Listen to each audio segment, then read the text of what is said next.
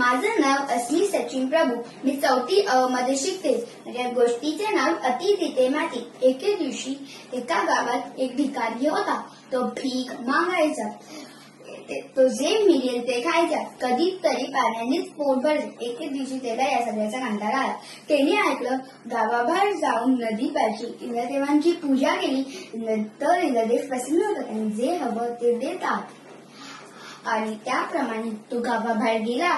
नदीपाशी इंद्रदेवांची पूजा केली. इंद्रदेव त्याच्यावर प्रसन्न झाले.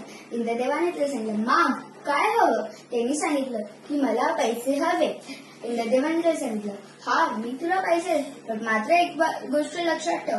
सर हे जोपर्यंत तू थांब नाही तोपर्यंत काय मी थांबणार नाही. आणि हा जर हे पैसे तुझ्या जोडीतून खाली पडले ते खाली पडतील आणि माती बनतील. आणि इंद्रदेव त्याच्या जोडीत पैसे भरत गेले आणि त्याच्या जोडीत आणि पण तो थांब म्हणाला. नंतर तो थांब म्हणाला बस झालं इंद्रदेव. आणि मग इंद्रदेव तिथून गेले आणि तो पण तिथून मात्र गेला.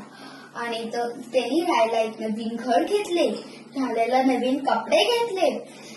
पण त्याला गावातला आणि एके दिवशी तो जात होता तेव्हा त्याला गावातला एक माणूस भेटला.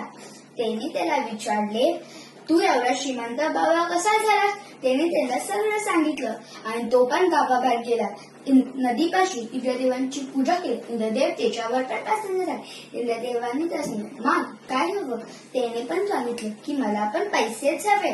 आणि मग इंद्रदेवनी त्याच्या जोडीत तीच सूचना दिली जी त्यांनी भिकारीला दिलेली. आणि इंद्रदेव त्याच्या जोडीत पैसे भरत गेले पण मात्र तो थांब म्हणायचा तर विसरलाच. आणि इंद्रदेव आणि ते पैसे त्याच्या जोडीतून खाली पडले. इंद्रदेव तर तिथून निघून गेले. पण तिच्याकडे रडण्याशिवाय अजून काय राहिलं नाही. गोष्टीचे तात्पर्य कशाचा लोभ नसावा. थँक्यू.